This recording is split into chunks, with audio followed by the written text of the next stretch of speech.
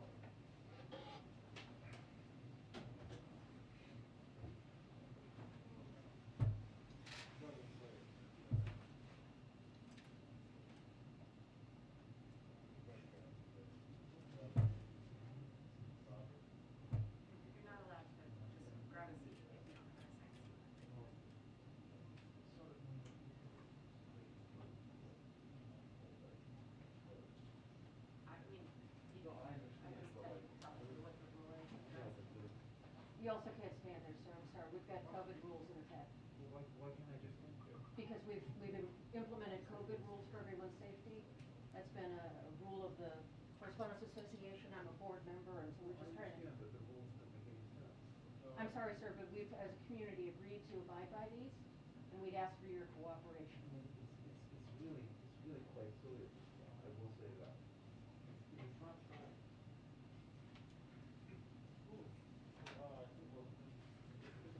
Thank you to all of you for your cooperation. I appreciate it. Thank you for doing that. Mr. Kelly.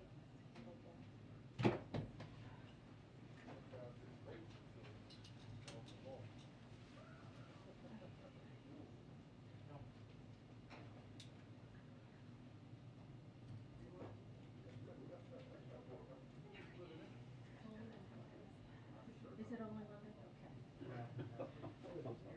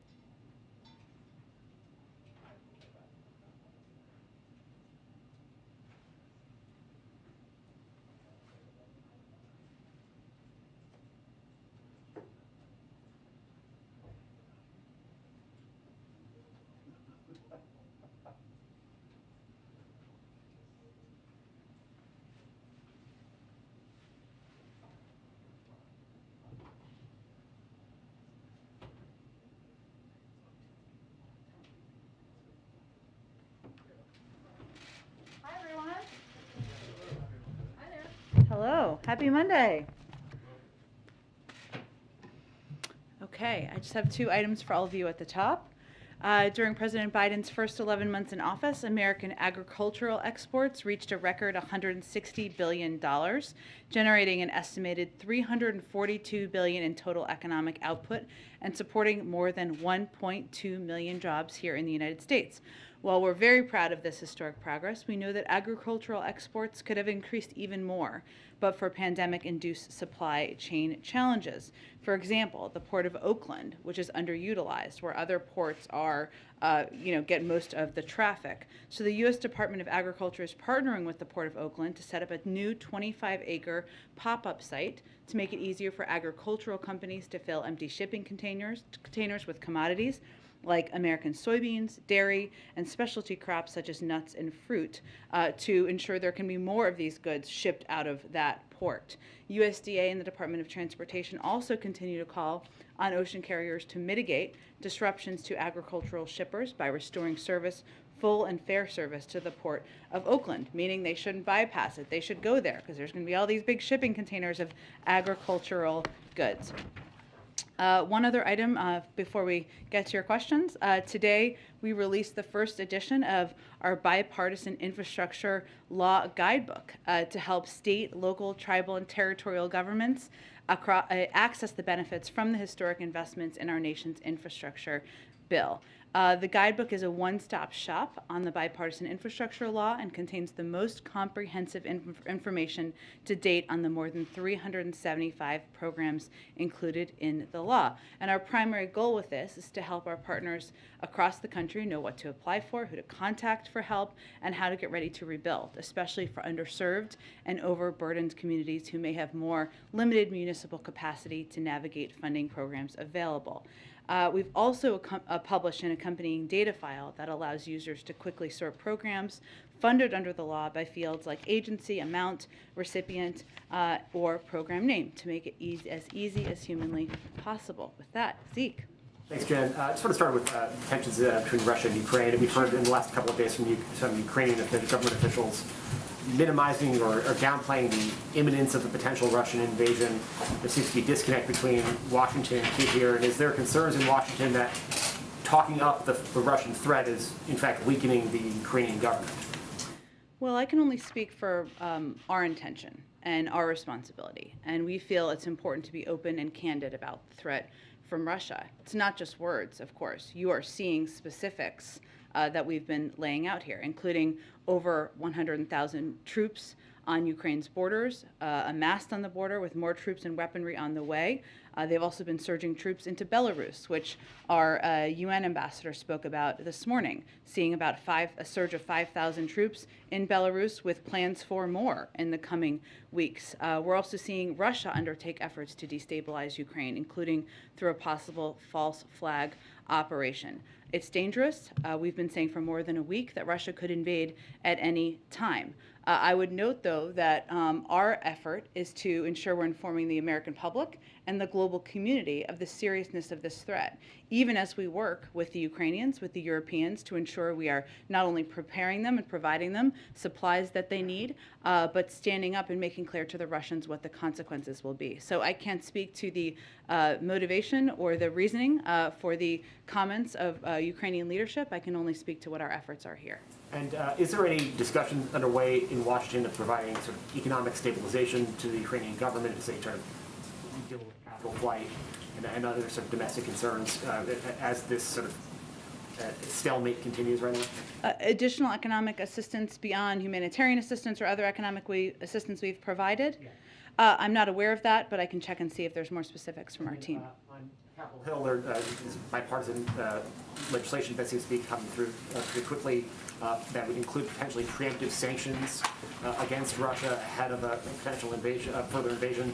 Is that something the president is willing to sign into law should it pass?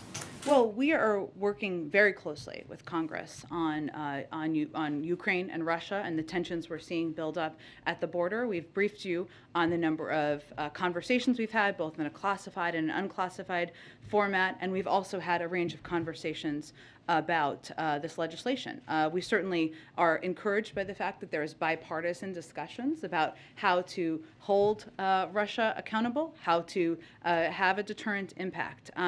Our view is that sanctions can be an effective tool of deterrence, and the deepening sell-off in Russian markets reflects our message to Russia. But we are in these conversations with Congress, and we look forward to continuing those. And just on a different topic, we heard a few minutes ago from Governor Hutchinson calling on the CDC and the federal government to provide more clearer guidance for the American public, I think, as COVID-19 moves from the pandemic stage to a more endemic virus that we all have to live with for some time.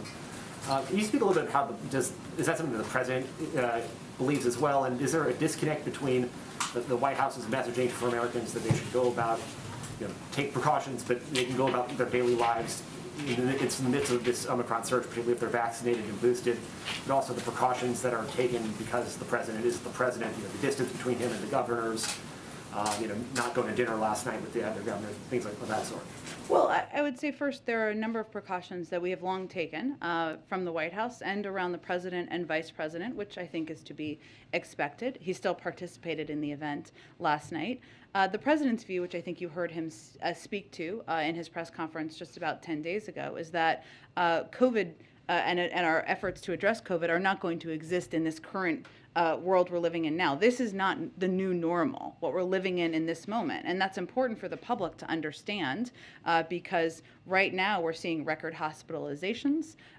We are still living with a range of precautions that change how people live their lives. And in the president's view, that is not living with COVID in a way that it doesn't disrupt your life, given we're still dealing with surges across the country.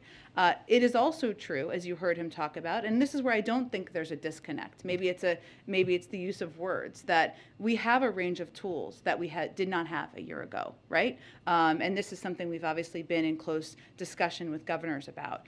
Whether it is, of course, the fact that more than 87% of the country adults have received at least one dose, or the fact that we've just ordered a huge supply of pills that is a game changer in many ways, or that we have masks that are now being distributed across the country and tests as well. So we are in a very different place. I don't think we see it as a disconnect. The president's view is that right now we still need to keep our heads down and stay at it to fight what is still surging in parts of the country, but we do have the tools to get to a point where it does not disrupt our daily lives. Go ahead. Can you give us any update on the president's search for a Supreme Court nominee? He mentioned he's going to be having in-person meetings here at the White House. Mm-hmm. Is that something that might begin this week? Yes, I can give you an update. As you have heard the president say, he will do his duty to select a justice not only with the Senate's consent, but with its advice. As somebody who served on the Senate Judiciary Committee and was both as chair and ranking member, he is steeped in this process and looks forward to advice from members of both parties on the Hill, as well as top legal experts and scholars across the country, working with the vice president and his team at the White House. And I think you will see those consultations start this week. So tomorrow, the president is going to host Chairman Durbin and ranking member Grassley at the White House to consult with them and hear their advice about this vacancy. Chairman Durbin has worked on 7 Supreme Court confirmation processes. The president has also worked for many years with Senator Grassley and respects his knowledge and views. So this will be part of that process, and I expect we'll have more details to confirm as the week proceeds. The president has said he's going to be, reaching across the aisle, obviously, as he makes this decision. We heard over the weekend Senator Lindsey Graham supporting his fellow South Carolinian, Judge J. Michelle Childs. Is bipartisan support a must-have for this president, or something that he would simply like to have? Well, I think, one, we appreciate Senator Graham's thoughts, and the president is working hard to choose from a wealth of deeply qualified candidates who bring to bear the strongest records, credentials, and abilities that anyone could have for this role. I think, as the president views it, what's his objective and his intention is to choose from among a group of Black women with impeccable records and impeccable credentials, and he expects the Senate, Democrats and Republicans, to consider the qualifications of these nominees and do that as it has been done historically for many decades in the past. So we certainly expect, and he has every intention of nominating somebody with impeccable credentials, and certainly we expect and are hopeful that Republicans will look seriously at whomever he nominates at who they are and what they would bring to the court. And just one more on this. Our latest poll shows that just over 3/4 of Americans, 76%, want the president to consider all possible nominees, not only black women, as he pledged on the campaign trail. What do you make of this, and why do you think that a majority of Americans want the president to take a different approach here?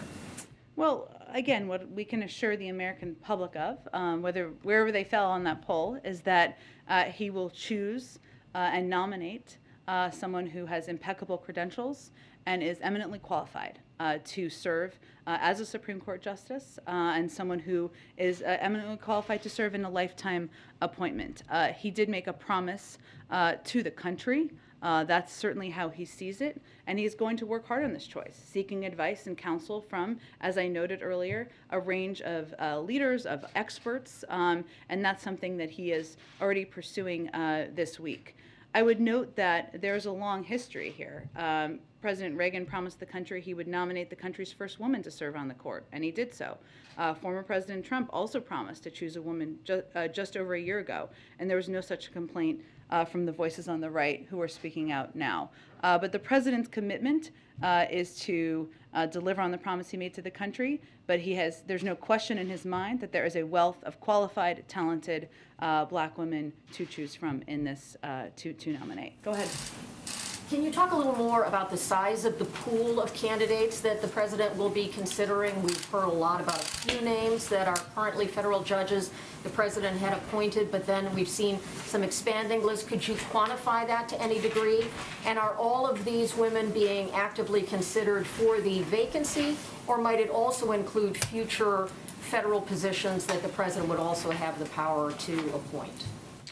Well, this may be unsatisfying, I will just preface for you, Kelly, which I hate to do, but, as somebody who appreciates the solemn importance of the responsibility he has, he's of course been reviewing a number of potential candidates. That is a list that is bigger than a few in the number of bios that he has been looking at, and that have been prepared for him by his team in order to be prepared if a vacancy occurred.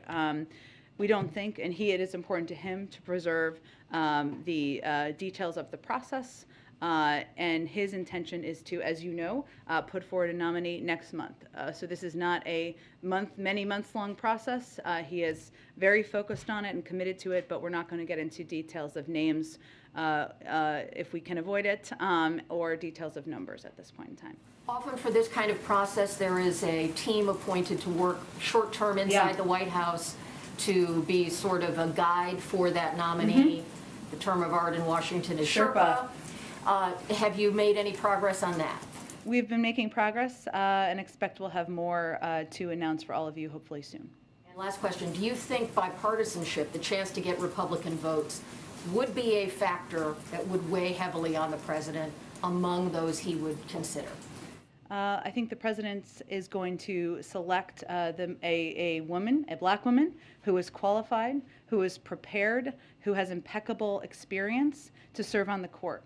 He's going to do that based on her credentials, of course having a discussion with her, and not through gaming out the system. He believes that Democrats and Republicans should seriously and carefully consider any qualified nominee he puts forward, as he has done in the past himself.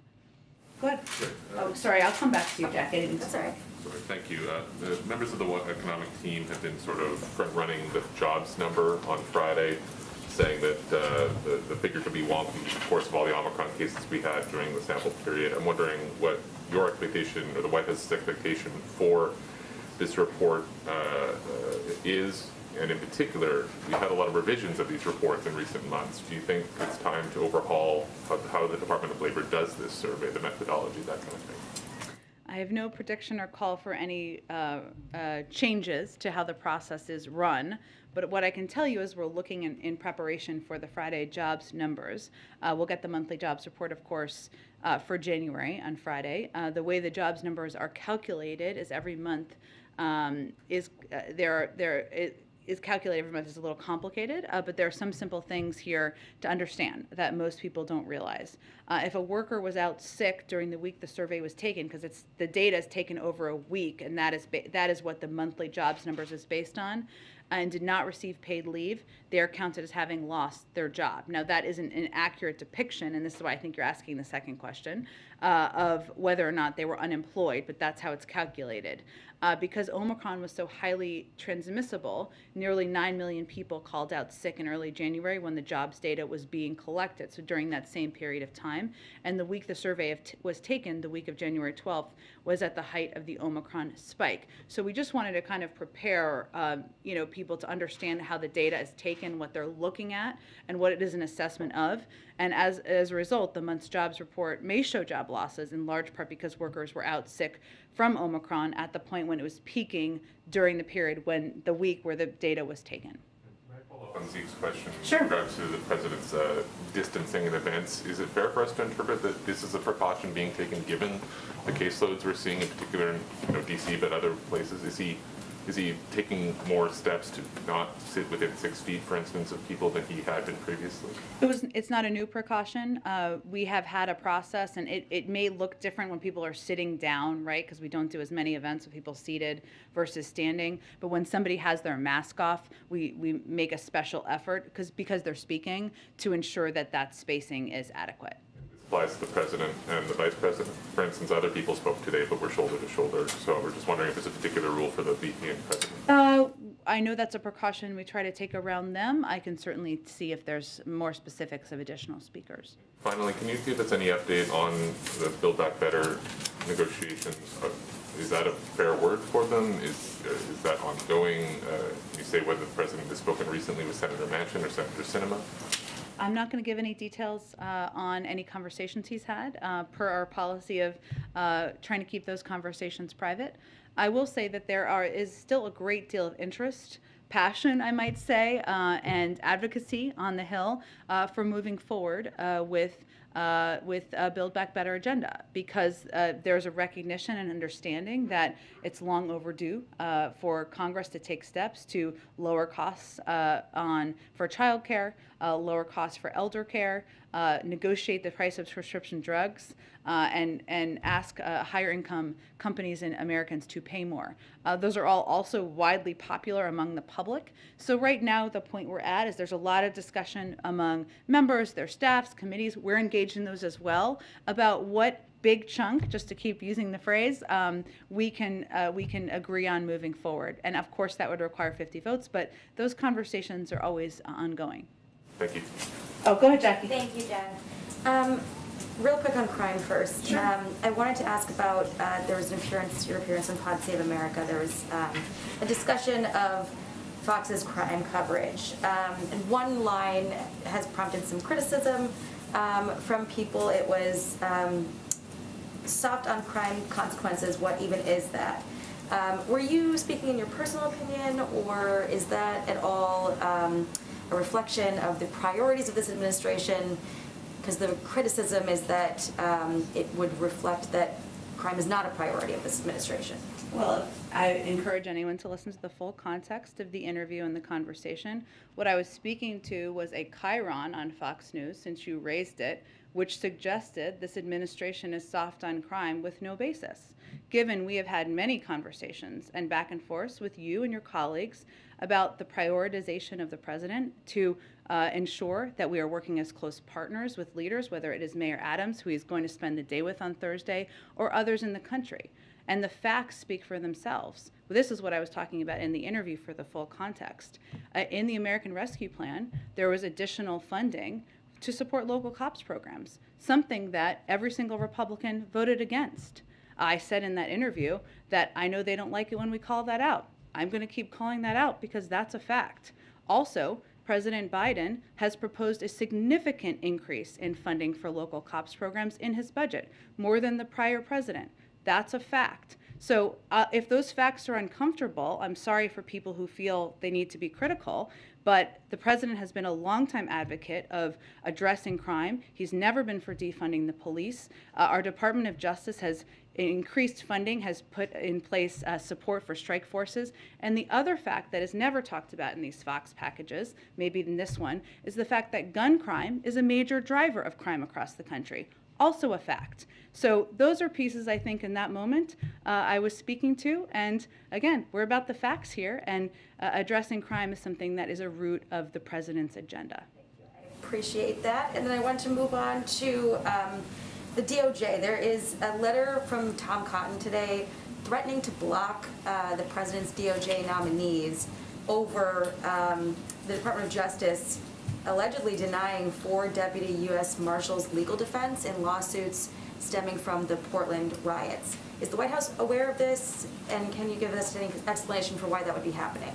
I'm not aware of the specifics of it, Jackie. I'm happy to check with our counsel's office, I assume, and see if there's something more specific we can get back to you. Thank you. And then on, there's been this leaked video of Border Patrol agents expressing frustration over some of the policies of this administration. I know that we talked last week about flights, and we've heard the explanation for this procedure that they were frustrated over. But this video seems to show that morale is, in a tough place, that these agents are frustrated who are having to carry out these policies. Is anything being done to improve morale? Is there going to be any sort of outreach from the administration to Border Patrol, given that we're seeing more of this come to the surface? I haven't watched in detail the video. I will note that I think it was the migrant flights video. Is that the one that was, or is it different? It's a different video. Okay. I didn't want to speak to the wrong thing. Of course, the role that Border Patrol agents play in ensuring security and safety at our borders is something that there's great value for in this administration. I would point you to the Department of Homeland Security, who oversees, of course, the Border Patrol agents, and can see if there's any more specific programs that are underway. Go ahead, Jeff. Thanks. And then Jeff. Go. A follow to Kelly's question about trying to quantify the pool of potential Supreme Court nominees. Yeah.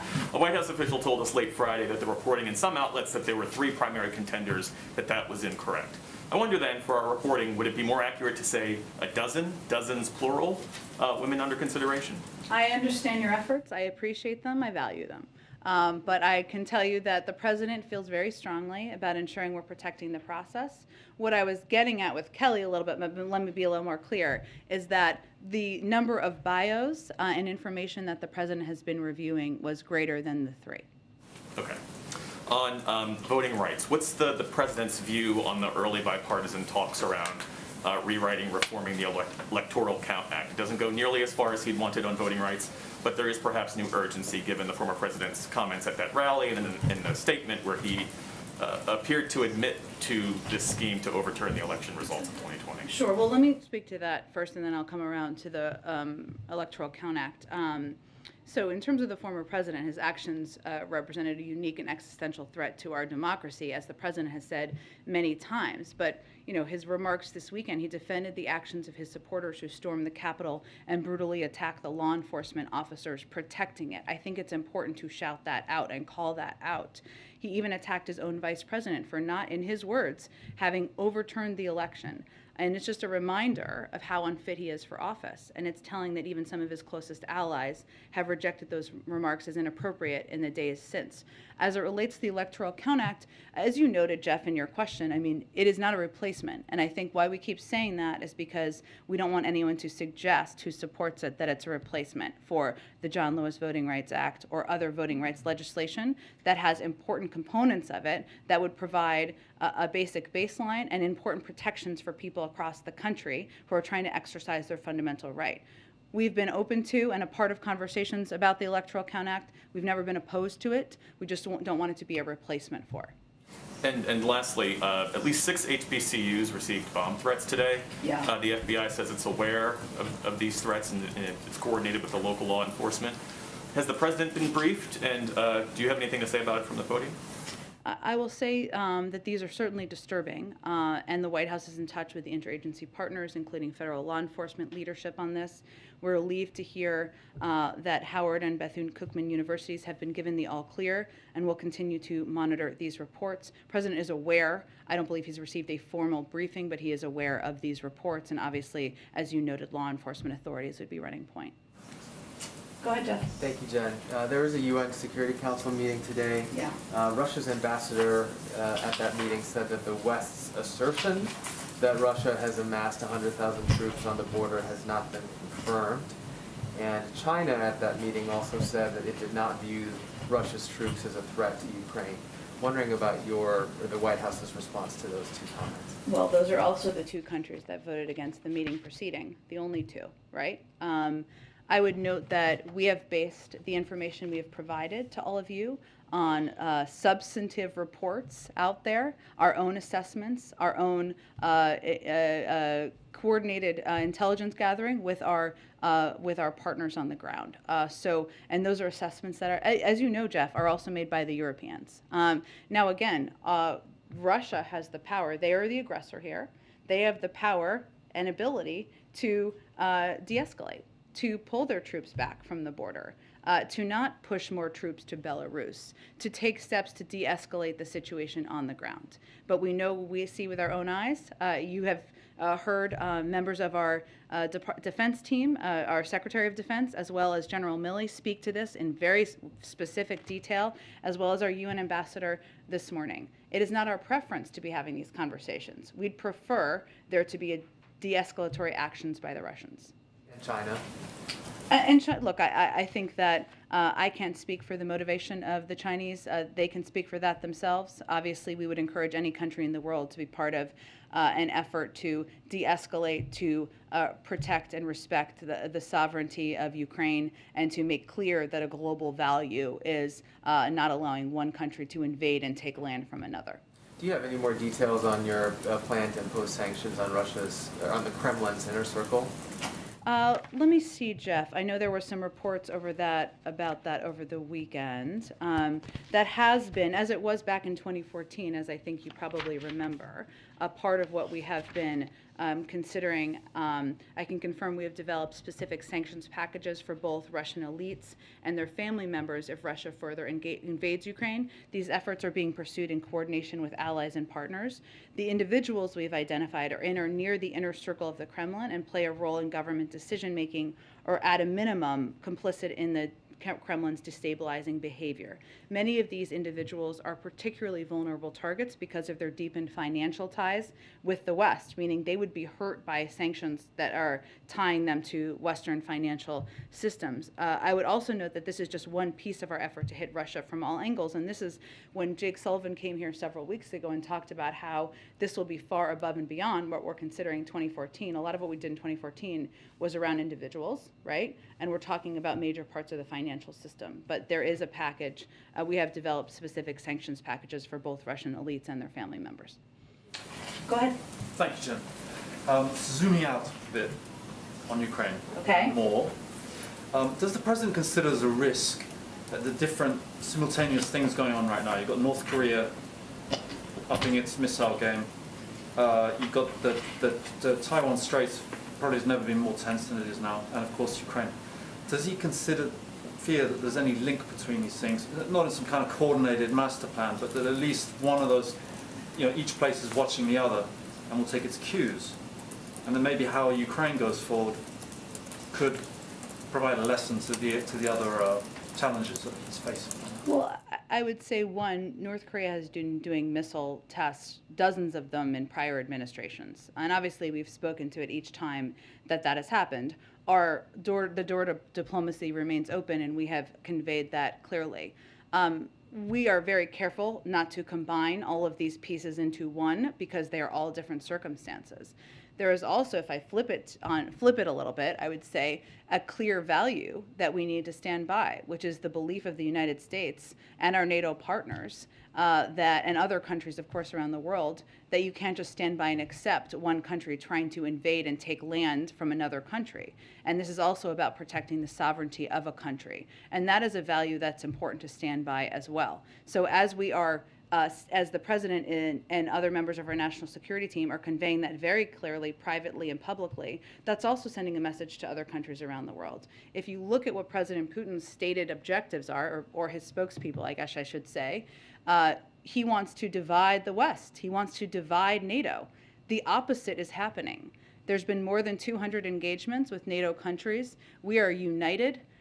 Fiercely united, and standing up to what we see as aggressive behavior, bellicose rhetoric, even as we're leaving the door to diplomacy open. One on the Olympics, if I might. Does the president have a stand on this debate of whether athletes should be able to express political or human rights or anything non-sporting views at the Olympics? I know the Olympics has got some rules, but the Chinese came out today with some pretty tough statements warning people not to step out of line. What would the president's reaction be if an American athlete gets up on that stand and says, does something? I think we spoke to this last summer and conveyed a support for freedom of speech of individuals. Go ahead. Just today, we've heard Russian diplomats say it's a hysteria, PR stunt, megaphone diplomacy to describe how the U.S. has been talking about what's going on there. You've also said diplomacy is still the path that there is still that General Milley was very strong about that.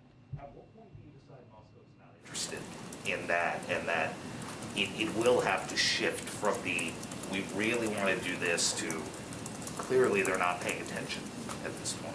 Well, I think what's important to note here is our view is that the door to diplomacy should always be open. And that is what the president, our Secretary of State, our Secretary of Defense have been conveying.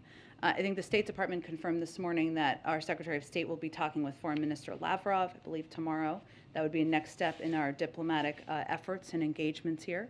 But I think we've also been very prioritized and focused on, and you saw our UN ambassador do this at the session this morning, calling out what we see as misinformation and propaganda at times by Russian leaders and others, because it's important for people to know and understand what the facts are.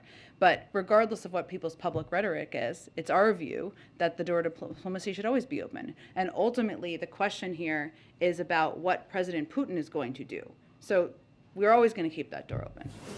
And back to SCOTUS, just to try one more time. Go ahead. With Judge Childs, you had, within 2 hours of the event here with Justice Breyer and the President, you had Congressman Clyburn, obviously a very close ally, come out and very publicly push for Childs. And then, as mentioned earlier, you had Senator Graham do that.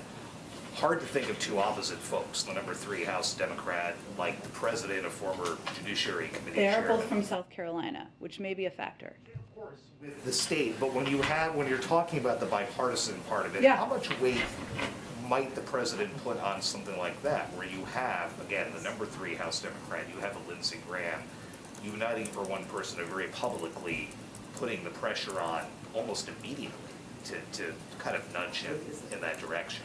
Well, I can only tell you how the president is approaching his role here, and he is very familiar and has lived through many confirmation processes and hearings. He takes his role very seriously, and his role is to pick the most eminently qualified, credentialed Black woman to serve as a Supreme Court justice, a lifetime appointment. It is certainly encouraging. We've seen the comments, of course, of Senator Graham and Congressman Clyburn. We always welcome agreement on anything in this town, but the president's focus is not on gaming out the process. It's on picking the right candidate. Go ahead in the back. So the president today, two topics, which on inflation, the first one. The president told governors today, quote, we've sent you a whole hell of a lot of money and we're going to send you more. The Fed chairman last week, though, said that a drop in fiscal spending this year will help ease inflation. So again, what's the level of concern for the president that more spending would contribute to inflation? Well, there is still going to be a massive drop this year because of the end of a number of programs. So that doesn't change what the president conveyed. I didn't see the totality of it, so I don't know what the full context of it. There are still, of course, programs and requests that these governors have, whether it is help on COVID or help with specific small businesses. And there is still some targeted assistance that leaders still want, they need, and we are delivering from the federal government. But that doesn't change. If you look at the overarching graph of like how much federal assistance is going, it's a natural drop because of the end of a lot of programs. So on the Federal Reserve nominees, the Federal Reserve maintains its independence. One of the picks, Sarah Bloom Raskin, is the wife of Representative Jamie Raskin, as you know. It's been a while since I get the seat, so I get to ask about the Federal Reserve now. He was an impeachment manager in the impeachment trial of a Republican president. So does the president believe she can keep that independence from the Fed? Well, I would also just I think she can stand on her own qualifications, not just because she's a woman, but because she's done a lot in her career. She has been said by many to be the most qualified person to be nominated to this role, which I think is probably more important than who she's married to, I would argue. She brings unprecedented experience to this role and the support of economic experts across the spectrum, including from the top economic advisor to former President Bush. She believes, and she has said she believes firmly in the independent role of the Federal Reserve and will work in concert with Chair Powell and her colleagues to identify and mitigate a range of risks. She is also, somebody who, again, as I mentioned, has a wealth of experience that she would be leaning into in this role. The U.S. Chamber of Commerce sent a letter to committee members there calling into question her activism related to regulations on where banks could lend or should be able to limit lending into certain industries, specifically coal and oil. Well, let me note what a couple of others have said. The community banker and former Fed Governor Betsy Duke. The characterization of Sarah Bloom Raskin as someone who will use the powers of the Fed for political purposes is simply false. I saw every day her commitment to the Fed's dual mandate. Former Bush CEA Chair Glenn Hubbard. Raskin brings a wealth of experience to a Fed role. Former Independent Community Bankers of America President and CEO Cam Fine. An outstanding group of nominees. I hope the Senate will confirm them as soon as possible. And I think just like any nominee, she should be judged by her qualifications. She will have a hearing coming up where I'm sure she will answer a range of questions. But I think her background, her credentials, her experience is unquestionable in terms of its preparedness for this role. So her husband being an impeachment manager had nothing to do with that, just to put it bluntly. Again, I would say that her experience and her impeccable credentials were the determinant in her being nominated for this role. And I think it's a little questionable for anyone to raise otherwise. Go ahead. Thank you, Jen. The administration is committed to the release of U.S. citizens held in Iran. Can you update us if there's anything new and whether the White House has asked the Qatari foreign minister to mediate since he was recently in Tehran? And I have another question. Sure. Well, I would say obviously there's a range of topics, as I think we briefed out to you, and we can talk about more about that if you would like, that will be discussed during the meeting this afternoon. There's no special coordination between the United States and Qatar on this particular visit about Iran, but of course there are a range of topics, including the nuclear negotiations, that could be a part of the discussion. So nothing on the release of the hostages. Everything was reported. It's not correct. Well, I would say again, I don't have anything more to offer to you other than to say that they could talk about the Iran nuclear negotiations, but there's no special coordination planned for this trip. Also, the Houthis has attacked Abu Dhabi yesterday while the Israeli president was meeting. You keep saying that you want to protect your allies in the Gulf, but practically, how can you stop them from escalating, as we have seen in the last few weeks? Well, I expect my colleague, John Kirby at the Pentagon, may have more to say on this, but I can tell you that as to your question about the report, U.S. military personnel responded to an inbound missile threat on the UAE. This involved the employment of Patriot interceptors coincident to efforts by the armed forces of the UAE. I would say we are working quite closely with them. Again, my colleague will have more to speak to, but we are very focused on working with them and defending against all threats to their peoples and territories. Go ahead, Shelby. Thanks. I got two. Nikki Haley and Senator Reich wrote an open letter to U.S. Olympic athletes this morning, warning of a high-risk and potentially dangerous political environment. Is President Biden at all concerned for the safety of American athletes competing? Well, I would say first that we are very focused on the safety of American athletes. And as you know, unrelated, all related, I guess, we made a decision not to send a delegation. It was not related to that. It was related to our concerns about PRC's ongoing genocide and crimes against humanity in Xinjiang and other human rights abuses. I just wanted to note that for the record. But in terms of athletes, we do everything possible to work in coordination with the U.S. Olympic Committee. We're providing consular and security services to our athletes, coaches, trainers, and staff, as we do for all U.S. citizens overseas. Additionally, we expect the PRC to ensure the safety and well-being of our athletes. They have our full support. We are 100% behind them. We've also provided the U.S. Olympic and Paralympic Committee and corporate sponsors with briefings as well, and we will continue to work in lockstep with them.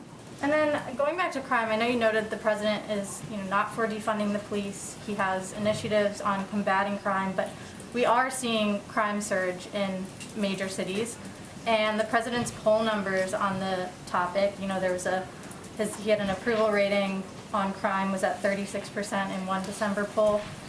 Does that indicate to the White House at all that Americans feel Democrats are out of touch when it comes to safety or criminal justice? And, what's the administration's takeaway to these numbers and the rise in crime?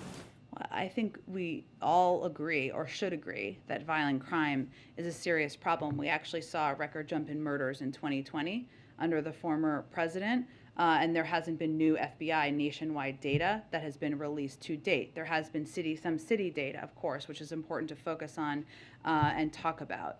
Our view is that instead of turning this into a political football, we need to be focused from the beginning of the president's time, of all of his time in office, on reducing crime and keeping our community safe. And that's why he's been a long-time advocate for more accountable community policing. That's why he has supported and advocated for additional funding for proven community programs to reduce crime, why he's working to crack down on rogue gun dealers who sell firearms to criminals, and why he's taken executive action to crack down on ghost guns.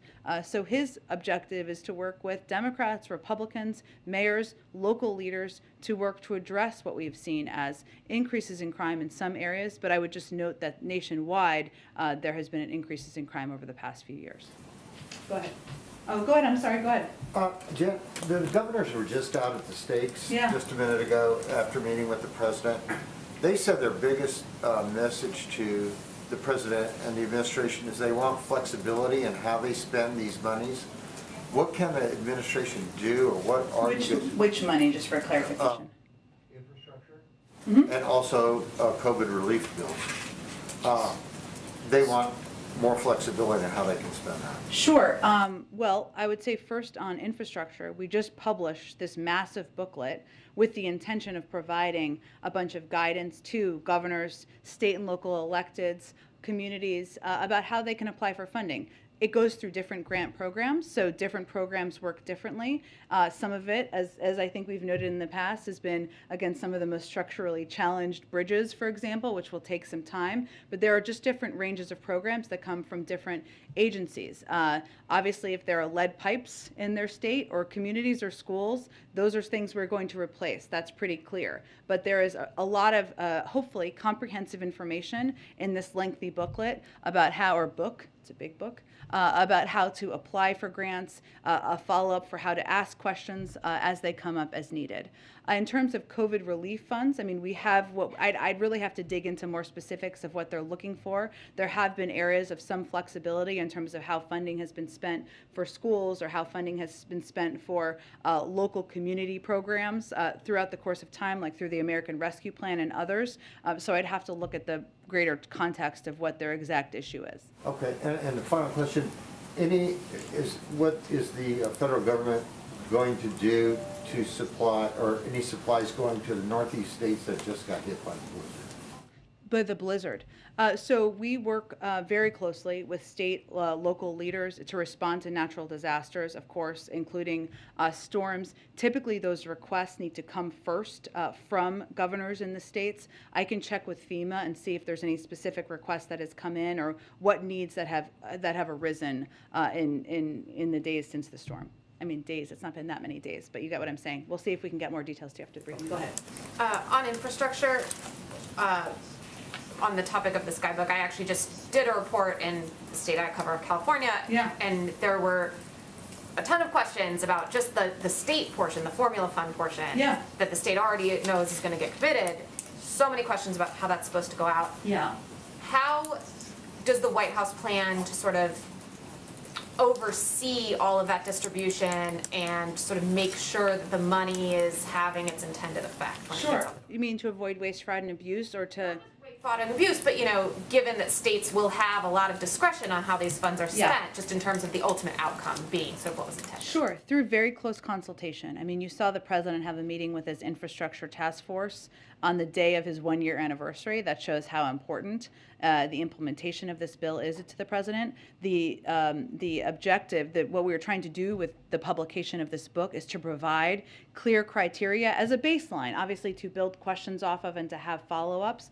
But I think from here, what the president always says when I'm in meetings with him, with Mitch Landrieu, is a big part of our jobs is, spending hours a day calling mayors, calling governors, seeing what questions come from local electeds. That's the role he played as vice president, and that's what his expectation is. So this big book is a base that will hopefully help answer a range of questions, but different programs are being implemented by different agencies, even as they're being coordinated by here. So it really depends on the program implementation to where those questions should be directed. And in terms of the American people, how do you intend to ensure that the average American ends up knowing what the impact of this bill was? Are you guys going to do signage the way we've sort of seen in the past with some of these big initiatives?